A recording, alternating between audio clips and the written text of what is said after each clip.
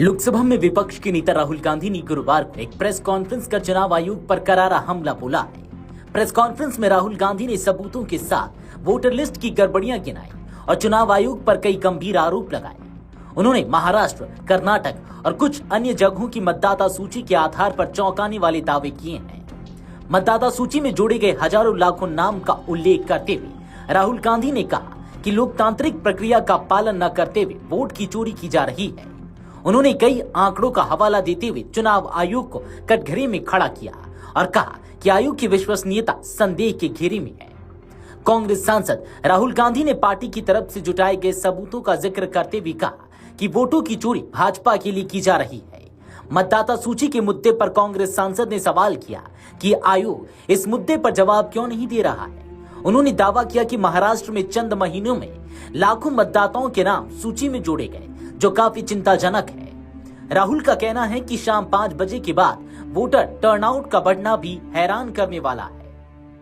नवंबर 2024 में कराए गए महाराष्ट्र विधानसभा चुनाव के नतीजों का जिक्र करते हुए राहुल गांधी ने कहा कि चुनाव परिणाम की घोषणा के बाद हमारे संदेह की पुष्टि हुई कि विधानसभा चुनाव में धांधली हुई। मशीन में पढ़ी जा सकने वाली मतदाता सूची मुहैया नहीं कराए जाने से हमें यकीन हो गया कि चुनाव आयोग ने महाराष्ट्र में चुनाव में धांधली के लिए भाजपा के साथ मिलीभगत की है। राहुल गांधी ने कहा कि महाराष्ट्र में 5 महीनों में 5 साल से ज्यादा मतदाताओं के जुड़ने से हमारा संदेह बढ़ा और फिर शाम 5 बजे के बाद मतदान में भारी उछाल आया।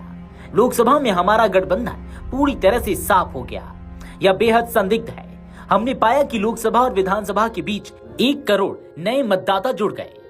हम चुनाव आयोग गए और यह लेख लिखा और हमारे तर्क का सार यह था कि महाराष्ट्र चुनाव चुराया गया था। समस्या की जड़ क्या है?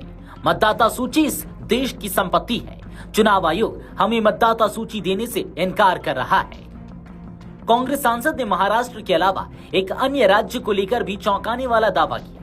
राहुल गांधी ने दावा करते हुए कहा कि कर्नाटक की महादेवपुरा विधानसभा सीट पर 6.5 लाख वोटों में से 1 लाख से अधिक वोटों की वोट चोरी हुई। कांग्रेस के शोध में कर्नाटक के महादेवपुरा निर्वाचन क्षेत्र में 1 लाख से अधिक फर्जी मतदाता, अवैध पते और बड़ी संख्या में मतदाता यानी कि बल्क वोटर्स पाए गए।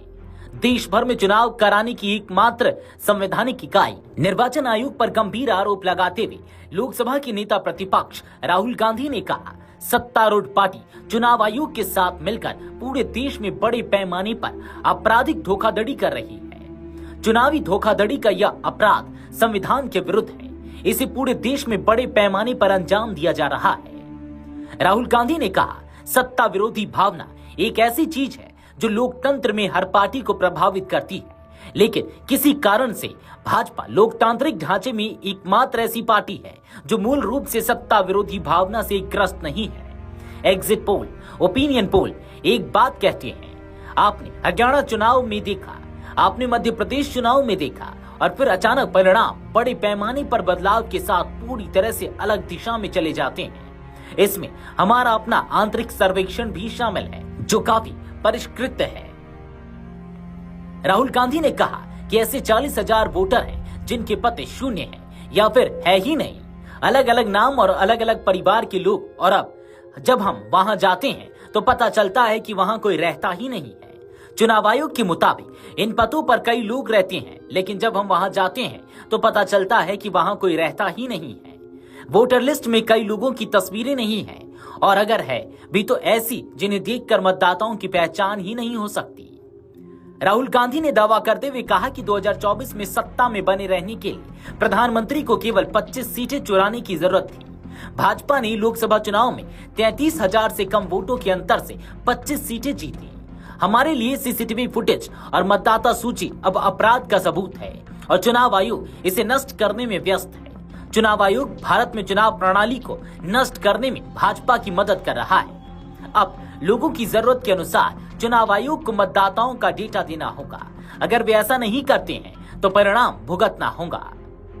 चुनाव से जुड़ी कथित धोखाधड़ी के मामले में राहुल ने कहा, निर्वाचन आयोग इस धोखाधड़ी में शामिल है। मुझे लगता है कि न्यायपालिका को इस मामले में हस्तक्षेप करना चाहिए।